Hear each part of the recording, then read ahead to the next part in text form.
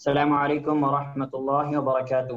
الحمد للہ رب العالمین والصلاة والسلام علی اشرف الانبیاء والمرسلین نبینا محمد وعلی آلہ وصحبہ اجمعین ومن تبعهم بإحسان الى یوم الدین، اما بعد۔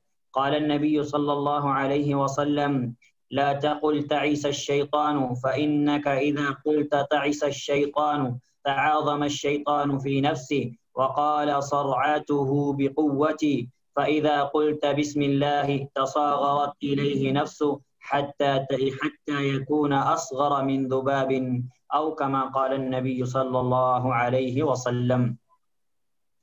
اللہ سبحانہ و تعالی آپ سب پر اپنی رحمتیں نازل فرمائے، اور اللہ سبحانہ و تعالی اپنے کلام کے معنی اور اس کے مفاہیم اور اس کی باریکیوں کو سلف کے فہم کے مطابق ہمیں سمجھنے اور اس کے بعد اس پر عمل کرنے کی توفیق نصیب فرمائے۔ اور اللہ سبحانہ و تعالیٰ سے ہم دعا کرتے ہیں کہ ہم نے جو یہ سلسلہ شروع کیا ہے، اللہ سبحانہ و تعالیٰ اس سلسلے کو تا دیر قائم رکھے تاکہ ہم اللہ سبحانہ و تعالیٰ کے کلام کے معنی اور مطلب کو سمجھ سکیں۔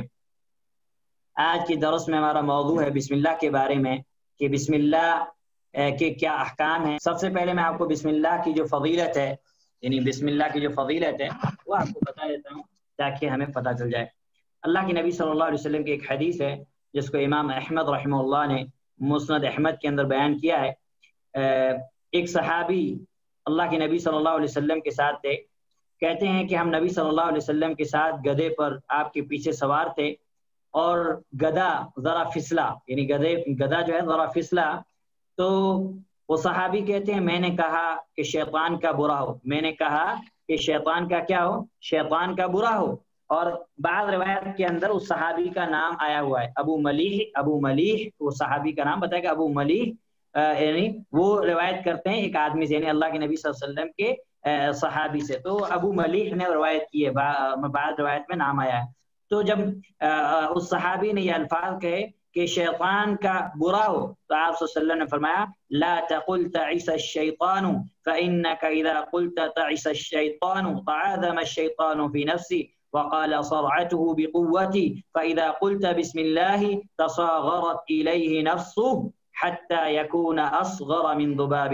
اللہ کے نبی صلی اللہ علیہ وسلم مربی تھے، آپ صلی اللہ علیہ وسلم صحابہ اکرام رضوان اللہ علیہم اجمعین کی غلطیوں کو دیکھ کر اصلاح کرنے والے تھے، اور آپ صلی اللہ علیہ وسلم کی موجودگی میں جب بھی کوئی غلطی ہوتی، چاہے وہ غلطی عقیدے کی ہو، چاہے وہ معاملات کی ہو، چاہے منہج کی ہو، چاہے اخلاق کی ہو، اللہ کے نبی صلی اللہ علیہ وسلم فوراً اس غلطی کی اصلاح کیا کرتے تھے۔ تو آپ صلی اللہ علیہ وسلم نے اس صحابی سے کہا کہ لا تقل تعس الشیطان، یہ نہ کہو کہ شیطان کا برا ہو، کیونکہ اس سے شیطان پھول جاتا ہے، یعنی شیطان کے اندر اور زیادہ سرکشی آتی ہے، اور یہ کہتا ہے کہ میں نے اپنی قوت کے ساتھ اسے گرایا ہے، کیونکہ پھسلا تھا جب گدھا، تو یہ شیطان یہ کہتا ہے کہ میں نے اپنی قوت کے ساتھ اس کو گرایا ہے، اور اگر تم بسم اللہ کہو، یعنی اللہ کے نبی صلی اللہ علیہ وسلم نے صحابی کو تعلیم دی بسم اللہ کی، کہ اگر تم بسم اللہ کہو تو اس سے شیطان اپنے آپ کو چھوٹا سمجھتا ہے، حتی یکون اصغر من ذباب، اللہ کے نبی صلی اللہ علیہ وسلم نے فرمایا یہاں تک کہ وہ مکھی سے بھی چھوٹا اور حقیر ہو جاتا ہے، مکھی سے بھی چھوٹا اور حقیر سمجھتا ہے اپنے آپ کو، اتنا غلیل ہوتا ہے۔ اور اس روایت کو امام احمد رحمہ اللہ نے مسند احمد کی جلد نمبر 5 روایت نمبر 59 کے اندر جو ہے بیان کیا ہے، روایت نمبر 59 کے اندر بیان کیا ہے، اور بھی دوسری جو ہے اس تعلق سے روایات ہیں، لیکن ایک روایت پر ہم جو ہے انشاءاللہ اکتفا کرتے ہیں، ٹھیک ہے۔ اور ہر کام کے شروع میں بسم اللہ پڑھنا مستحب ہے، انشاءاللہ اس کی تفصیلات ہم جو ہے آپ کو آگے بتاتے ہیں، ٹھیک ہے۔ ابھی جو ہم کو جو مسئلہ پڑھنا ہے وہ یہ ہے کہ کیا بسم اللہ قرآن کریم کی مستقل آیت ہے، یا سورہ فاتحہ کی آیت ہے، یا ہر سورت کی آیت ہے سوائے سورہ توبہ کے، یہ مسئلہ ہم کو پڑھنا ہے، ٹھیک ہے۔ تو اس مسئلے میں علماء کا اختلاف ہے اس مسئلے کے اندر، اور بہت سارے اقوال ہیں، لیکن اس بات پر اجماع ہے کہ یہ بسم اللہ سورۃ النمل کی ایک آیت ہے، جیسا کہ اللہ سبحانہ تعالیٰ نے سورۃ النمل کے اندر فرمایا انہ من سلیمان وانہ بسم اللہ الرحمن الرحیم، سورۃ النمل کی آیت نمبر غالباً جو ہے 30 ہے، آیت نمبر 30، سورۃ النمل کی آیت نمبر 30۔ اب علماء کرام کا جو قول کی بسم اللہ سورہ یعنی قرآن کریم کی ایک آیت ہے یا سورہ فاتحہ کی آیت ہے یا سورہ توبہ کے علاوہ ہر سورت کی آیت ہے؟ تو اس میں پہلا قول علماء کا یہ ہے کہ بسملہ ایک مطلب جو ہے بعض علماء کا یہ قول ہے کہ بسملہ یعنی بسم اللہ الرحمن الرحیم یہ قرآن کریم کی آیت ہی نہیں ہے، قرآن کریم کی آیت ہی نہیں ہے، نہ ہی سورہ نمل کی اور نہ ہی جو ہے کسی اور کی، بلکہ بسم اللہ کو صرف سورتوں کے شروع میں لکھا جاتا ہے۔ ہاں مگر ان کا یہ کہنا ہے کہ بسم اللہ قرآن کریم کی آیت مطلق آیت نہیں ہے سوائے سورۃ النمل کے، کہ سورۃ النمل کے اندر آئی، لیکن جہاں بسم اللہ سورتوں کے شروع میں لکھا جاتا ہے تو وہاں اس سے مراد سورتوں کی ابتدا و اسٹارٹ ہے، وہاں اس سے مراد سورتوں کی ابتدا و اسٹارٹ ہے، اور بسم اللہ کو سورتوں کے ذریعے سے شروع کیا جاتا ہے تبرک کے لیے، برکت کے لیے، ٹھیک ہے۔ اور یہ دو سورتوں کے درمیان فصل کرنے والی، یعنی دو سورتیں ہیں۔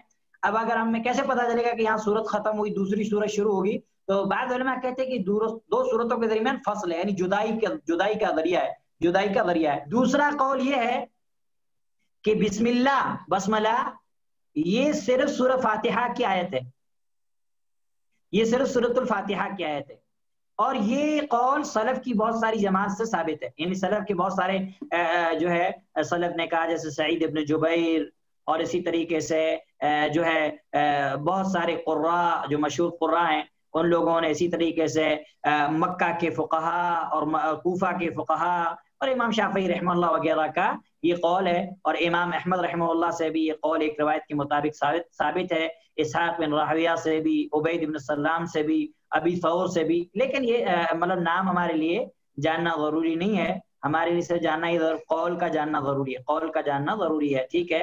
تو ان لوگوں کی دلیل کیا ہے؟ ان لوگوں کی دلیل یہ ہے کہ بسم اللہ جو ہے یہ مطلب سورۃ الفاتحہ کے ساتھ لکھا جاتا ہے شروع سے ہی، اور سورۃ الفاتحہ کی جو آیات ہیں وہ آیات کتنی ہیں؟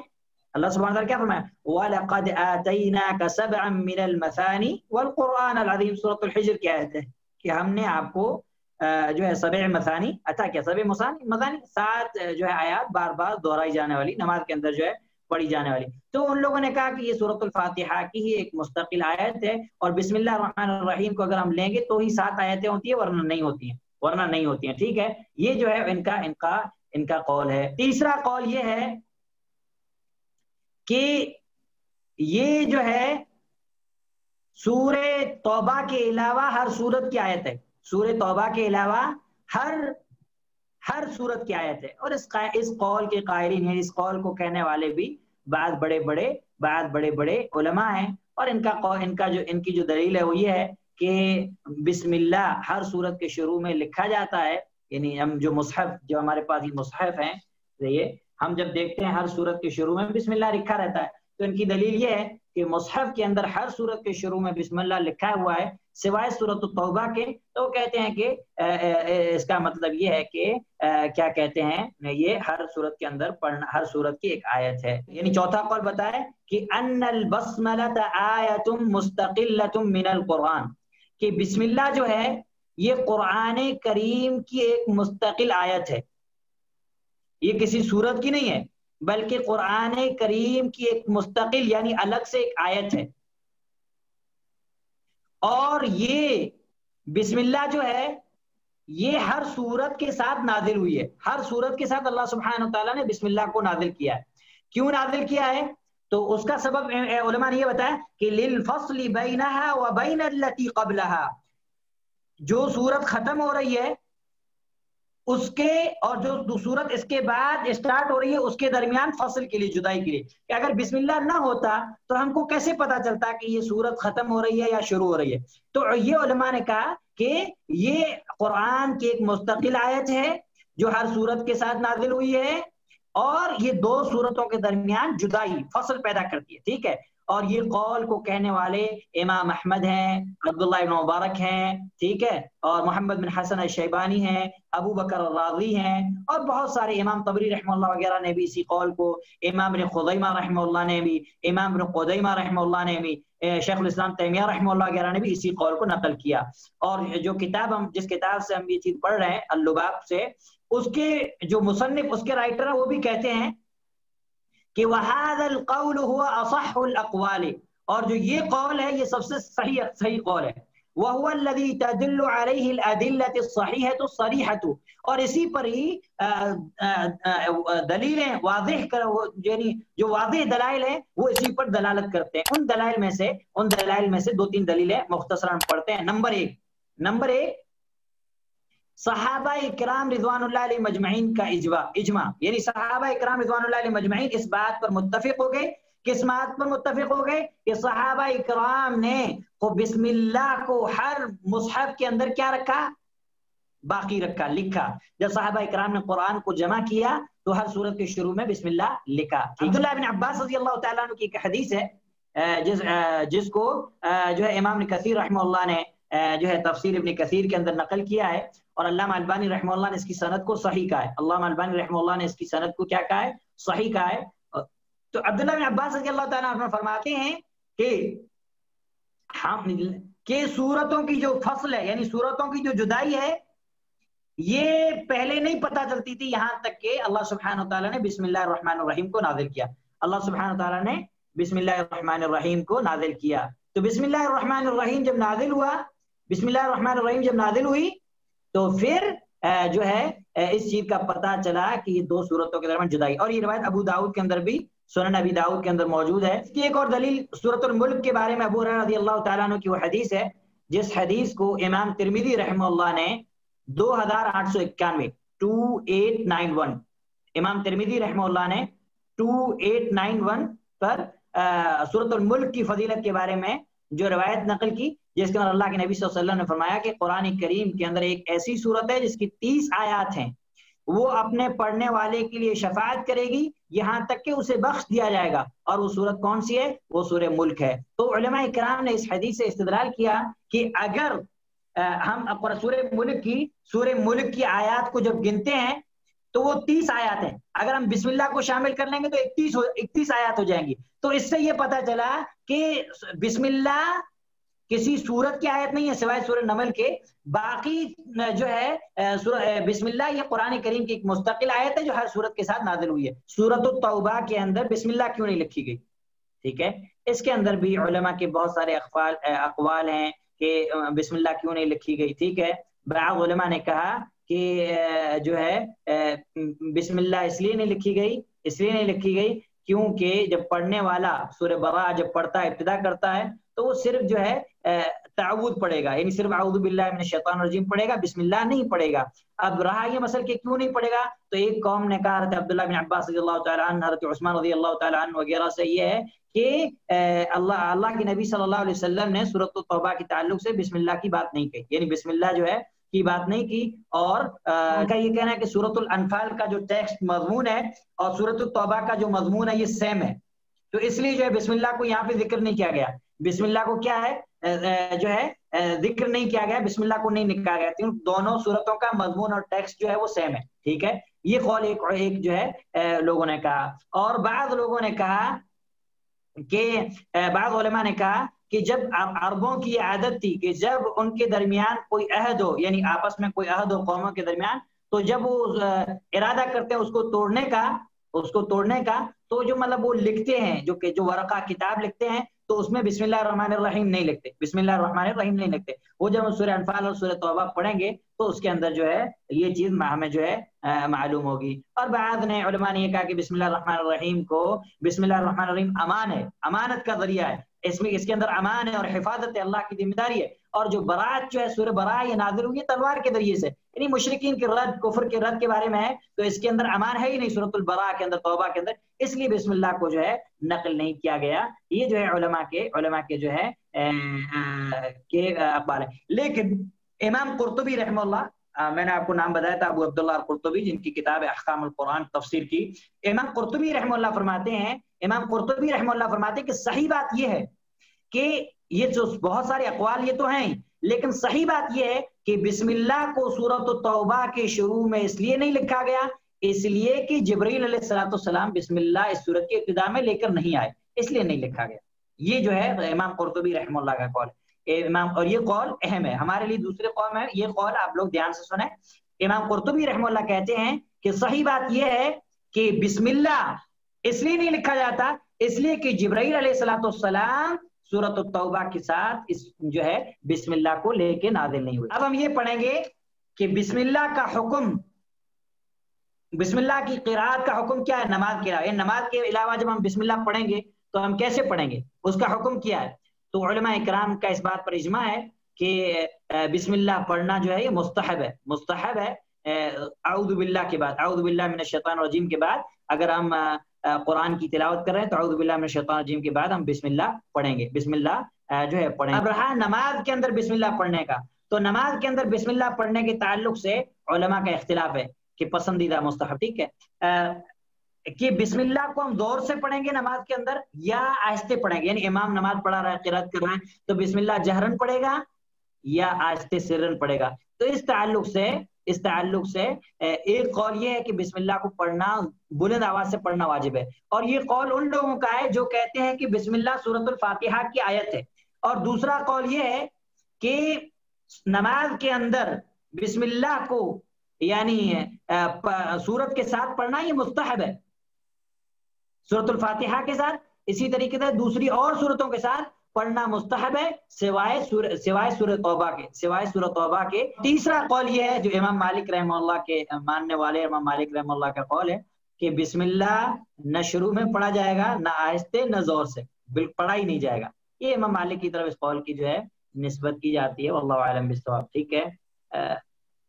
اب رہا مسئلہ یہ کہ اب اس مسئلے میں ہم لوگ کیا کریں، تو رہی بات کہ بسم اللہ ہم بلند آواز سے کہیں گے یا خاموشی کے ساتھ، تو اس سلسلے میں علماء کا اختلاف ہے۔ جو اس سے سورہ فاتحہ کی آیت مانتے ہیں وہ کہتے ہیں کہ جہری نمازوں میں ہم اس کو زور سے بلند سے پڑھیں گے، اور جو کہتے ہیں سورہ فاتحہ کی آیت نہیں ہے بلکہ تو مستقل قرآن کی ایک آیت ہے، تو وہ نمازوں میں خاموشی کے ساتھ پڑھنے کے قائل ہیں کہ ہم نماز کے اندر بسم اللہ کو خاموشی سے پڑھیں گے، اور اس قول کے قائلین خلفائے راشدین ہیں، یعنی حضرت ابوبکر رضی اللہ عنہ، حضرت عمر، حضرت ابوبکر، حضرت علی وغیرہ، اور اس کے ساتھ اور بھی جو ہے علماء ہیں جو اس بات کے قائل ہیں کہ بسم اللہ جو ہے ہم جو ہے یعنی نماز کے اندر سرن یعنی آہستہ پڑھیں گے۔ خلاصہ کلام یہ ہے کہ آپ صلی اللہ علیہ وسلم سے دونوں طرح کی روایتیں مروی ہیں، ہم اگر کسی نے زور سے پڑھ لیا تو بھی کوئی مسئلہ کوئی حرج نہیں ہے، کسی نے آہستہ پڑھ لیا تو بھی کوئی مسئلہ کوئی حرج نہیں ہے، یہ اتنا بڑا جو ہے مسئلہ نہیں ہے۔ وہ جگہ ہیں جہاں بسم اللہ کا پڑھنا ہمارے لیے مستحب ہے اور شریعت نے جائز قرار دیا، مشروع قرار دیا ہے۔ یہ کون سی ایسی جگہ ہیں جہاں ہمیں بسم اللہ پڑھنا چاہیے؟ ویسے تو ہر اچھے کام کے شروع میں ہمیں بسم اللہ پڑھنا چاہیے۔ نمبر 1، قرآن کی تلاوت کرتے وقت، اور خاص کر کے جب ہم سورتوں کا اسٹارٹ کریں سوائے سورہ توبہ کے جس بھی سورت کی ہم ابتدا کریں گے تو اس کے شروع میں بسم اللہ پڑھیں گے، بسم اللہ الرحمن الرحیم، ٹھیک ہے، بسم اللہ سے مراد پورا بسم اللہ الرحمن الرحیم۔ نمبر 2، بسم اللہ الرحمن الرحیم کمپلیٹ جب ہم کوئی کتاب لکھیں گے، جیسے آپ علماء کی کتنی بھی کتابیں پڑھ لیں، علماء کتاب کی ابتدا کرتے ہوئے بسم اللہ الرحمن الرحیم کمپلیٹ لکھتے ہیں۔ جب ہم کوئی کتاب لکھیں گے تو کتاب جب اسٹارٹ کریں گے تو بسم اللہ الرحمن الرحیم پورا لکھیں گے، یہ سنت ہے۔ اسی طریقے جب ہم کوئی خط لکھیں گے، لیٹر لکھیں گے تو بھی ہم بسم اللہ الرحمن الرحیم پورا لکھیں گے۔ اسی طریقے سے جب ہم کوئی خطبہ لکھیں گے یعنی کوئی لیکچر خطبہ تو اس کے شروع میں بھی بسم اللہ الرحمن الرحیم پورا لکھیں گے۔ اسی طریقے سے مسائل علمیہ، علمی مسائل جو بھی ہیں جیسے کوئی مفتی ہے سوال کا جواب دے رہا ہے تو اس وقت تو پہلے بسم اللہ الرحمن الرحیم لکھے، کیوں؟ اللہ کی کتاب اور نبی صلی اللہ علیہ وسلم کی سنت کی پیروی کرتے ہوئے، کیونکہ اللہ کے نبی صلی اللہ علیہ وسلم بھی ان چیزوں کے اندر بسم اللہ کرتے تھے، اور آپ صلی اللہ علیہ وسلم کا وہ مشہور عمل آپ کو یاد ہوگا، جب اللہ کے نبی صلی اللہ علیہ وسلم نے ہرقل کی طرف خط لکھا تو اس میں اللہ کے نبی صلی اللہ علیہ وسلم نے یہ لکھا تھا بسم اللہ الرحمن الرحیم من محمد رسول اللہ الی ہرقل عظیم الروم، کہ اللہ کے نام سے شروع جو انتہائی رحمان اور رحیم ہے، یہ محمد کی طرف سے، محمد اللہ کے رسول کی طرف سے ہرقل روم کے بادشاہ کی طرف۔ تو اس سے علماء کرام نے یہ استدلال کیا، کیا استدلال کیا؟ بسم اللہ الرحمن الرحیم ہم جب یعنی کتابیں لکھیں گے یا خط لکھیں گے یا خطبے یا علمی مسائل تو اس کے شروع میں بسم اللہ الرحمن الرحیم پورا لکھیں گے۔ یہ بسم اللہ الرحمن الرحیم صرف ان چیزوں پہ ہمیں کمپلیٹ بسم اللہ الرحمن الرحیم صرف ان جگہوں پہ لکھنا ہے، ٹھیک ہے۔ رہا مسئلہ تسمیہ یعنی صرف بسم اللہ، بسم اللہ کہاں کہاں لکھا جائے گا، کب کب لکھا جائے گا، یہ چیز آپ لوگ نوٹ کریں، یہ چیز آپ لوگ نوٹ کریں۔ بسم اللہ ہم کہیں گے وضو کے وقت، وضو کے وقت ہم کو صرف بسم اللہ کہنا ہے، پورا بسم اللہ الرحمن الرحیم کا صرف تسمیہ، ٹھیک ہے۔ اور اس کی دلیل ابو داؤد کی روایت ہے 101، ابو داؤد 101۔ کھانا شروع کرتے وقت صحیح بخاری کی روایت ہے 5377، 5377، 5377 اور 5378 دونوں پہ آپ کو مل جائے گی یہ حدیث، ٹھیک ہے، صحیح بخاری کے اندر۔ جب ہم ذبح کریں گے یا شکار کریں گے، یعنی کوئی جانور جب ہم ذبح کریں گے یا شکار کریں گے تو اس وقت بسم اللہ کہنا، اس وقت بسم اللہ کہنا۔ اور یہ سورۃ الانعام کی آیت نمبر 118، سورۃ الانعام کی آیت نمبر 118 کے اندر آپ کو یہ چیز مل جائے گی۔ اور صحیح بخاری کے اندر 5477، 5477 اور 5475 دونوں پہ آپ کو یہ روایت مل جائے گی، ٹھیک۔ اور مسجد میں داخل ہوتے وقت اور مسجد سے نکلتے وقت بسم اللہ کہنا جو ہے وہ مشروع اور جائز ہے۔ سنن نسائی کی روایت ہے، سنن نسائی کی روایت ہے، روایت نمبر 771، 771 ٹھیک ہے۔ علامہ البانی رحمہ اللہ نے اس حدیث کو صحیح کہا ہے اور دوسرے محدثین نے اس کو ضعیف کہا ہے، لیکن یہ ہے کہ علماء نے اس کو ذکر کیا ہے کہ مسجد میں داخل ہوتے وقت اور مسجد سے نکلتے وقت ہم دعا پڑھیں گے، بسم اللہ والصلاة والسلام علی رسول اللہ اللہم اغفر لی ذنوبی وافتح لی ابواب فضلک۔ جب ہم سوار ہوں گے کسی چیز پر، سواری پر، چاہے وہ گاڑی ہو یا کوئی اور سواری ہو، اونٹ گھوڑا وغیرہ، تو رکوب کے وقت یعنی ہم لوگ جو ہے کیا کہتے ہیں سواری کے وقت ہم بسم اللہ کہیں گے، جیسا کہ اللہ سبحانہ وتعالیٰ نے سورہ ہود آیت نمبر 41 کے اندر کیا فرمایا، وَقَالَ ارْكَبُوا فِيهَا بِسْمِ اللَّهِ مَجْرَيْهَا وَمُرْسَاهَا، کہ تم اس کشتی کے اندر سوار ہو جاؤ اور کہو بسم اللہ مجریہا ومرساہا ان ربی لغفور الرحیم۔ میں نے آپ کو آیت نمبر بتا دیا، آپ لوگ اس کی تفسیر دیکھ لیں، ٹھیک ہے۔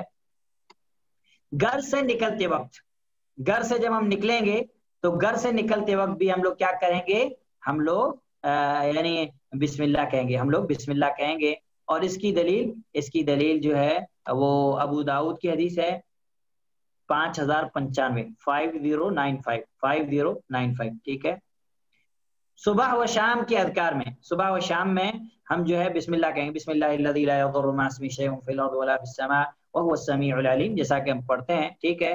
اور یہ روایت بھی ابو داؤد کی ہے 5088، 5088۔ اسی طریقے سے سوتے وقت جب ہم سوئیں گے تب جو ہے ہم کیا کہیں گے، بسم اللہ کہیں گے۔ اور یہ روایت بھی ابو داؤد کے اندر ہے، یہ روایت بھی ابو داؤد کے اندر ہے 5054، 5054۔ جب مسلمان کو اپنے جسم کے اندر کہیں درد ہو تو درد کے وقت اپنے درد کی جگہ پر ہاتھ رکھ کے 3 بار، صحیح مسلم کی جو روایت ہے مشہور دعا ہے، 3 بار بسم اللہ بسم اللہ بسم اللہ اور 7 بار اعوذ باللہ وقدرتی من شر ما اجد واحذر، یہ والی دعا پڑھیں گے، ٹھیک ہے۔ اور یہ روایت صحیح مسلم کے اندر آپ کو مل جائے گی، حدیث نمبر 2202۔ اسی طریقے سے جب ہم میت کو قبر کے اندر اتاریں گے، میت کو جب قبر کے اندر اتاریں گے تو اس وقت بھی ہم جو ہے بسم اللہ وعلی ملت رسول اللہ وعلی سنت رسول اللہ ہم کہیں گے، ٹھیک ہے۔ اور یہ روایت ابو داؤد کی ہے 3213، 3213، 3213۔ اسی طریقے سے جب ہم گھر کے دروازے بند کریں گے اور گھر کے چراغ، لائٹ یا جو بھی دیے وغیرہ ہیں وہ بند کریں گے تو اس کے بند کرتے وقت ہم لوگ بسم اللہ کہیں گے، بسم اللہ کہہ کے بند کریں گے، ٹھیک ہے، ٹھیک ہے۔ چاہے وہ گھر کا دروازہ ہو یا گھر کی لائٹ ہو یا گھر کا کوئی چراغ ہو یا گھر کے اندر کوئی برتن ہم کو ڈھکنا ہے، پانی کا ہے، کھانے کا ہے، تو ہم بسم اللہ کہہ کے ڈھکیں گے۔ صحیح بخاری کی روایت ہے حدیث نمبر 3280۔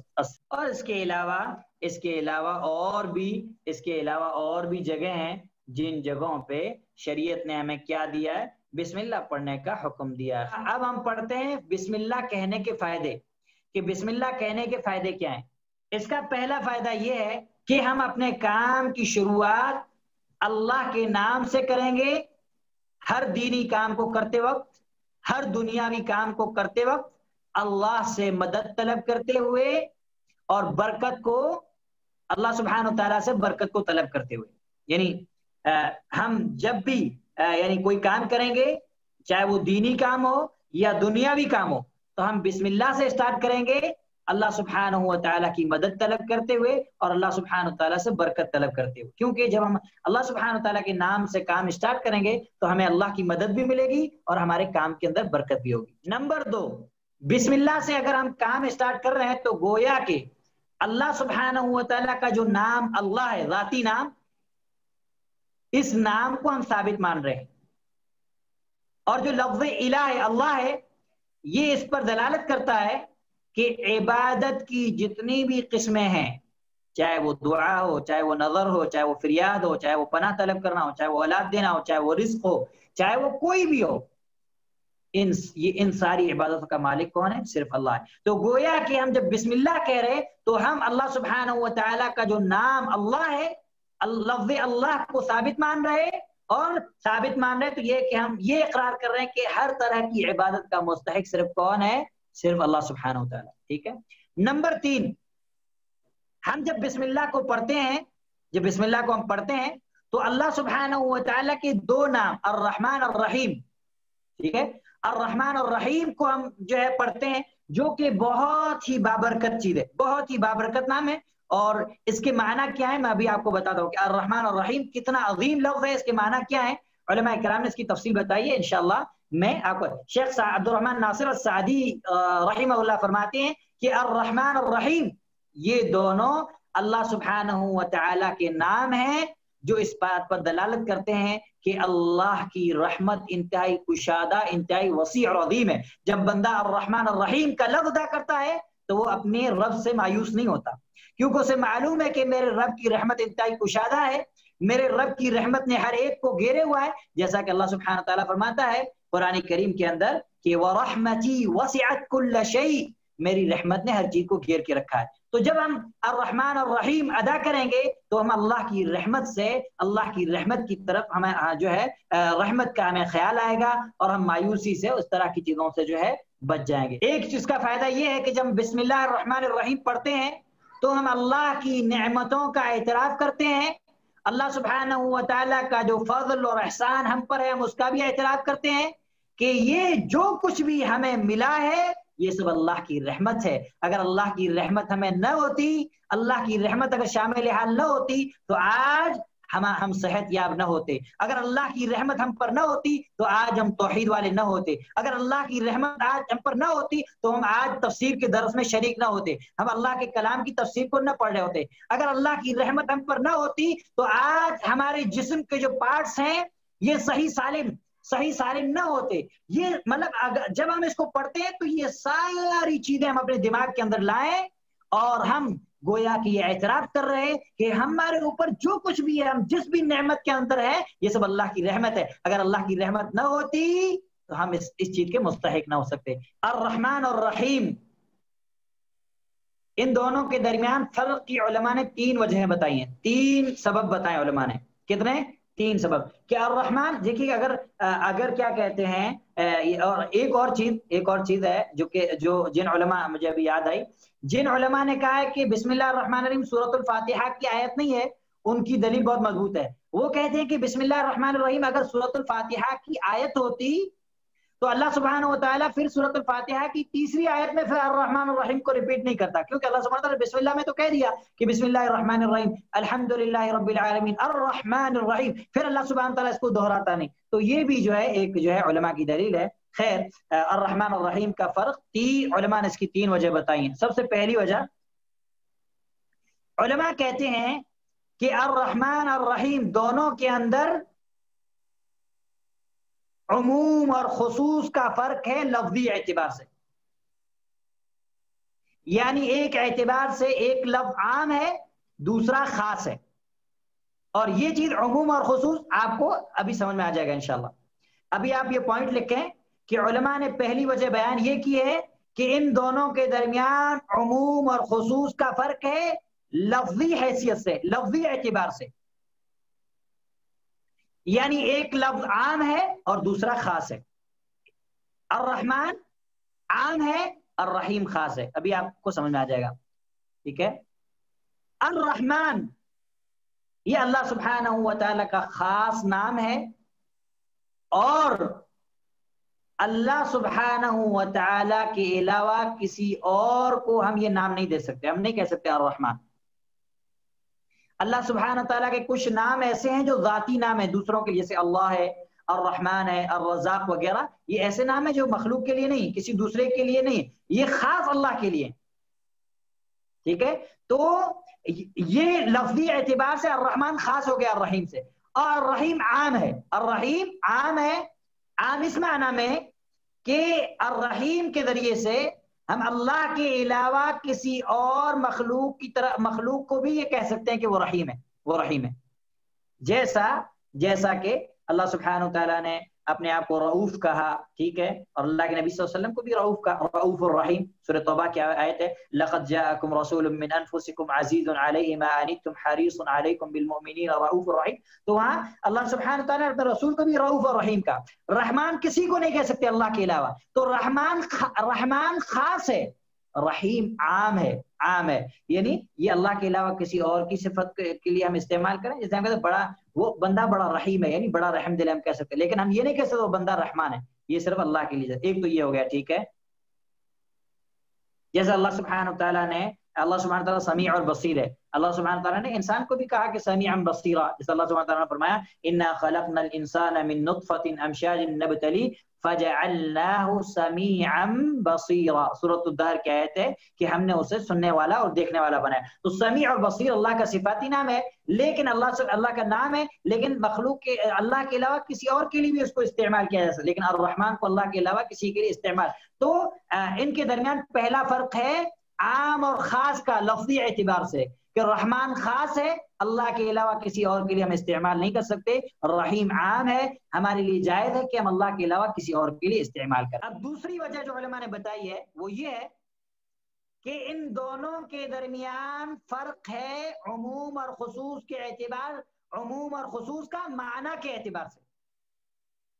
پہلا تو لفظ کے اعتبار سے تھا کہ الرحمن خاص ہے، الرحیم عام ہے، ٹھیک ہے. اب علماء یہ کہہ رہے ہیں کہ ان کے درمیان جو دوسرا فرق ہے عام، عموم اور خصوص کا معنی کے اعتبار سے، کہ ایک کا معنی عام ہے اور ایک کا معنی خاص ہے.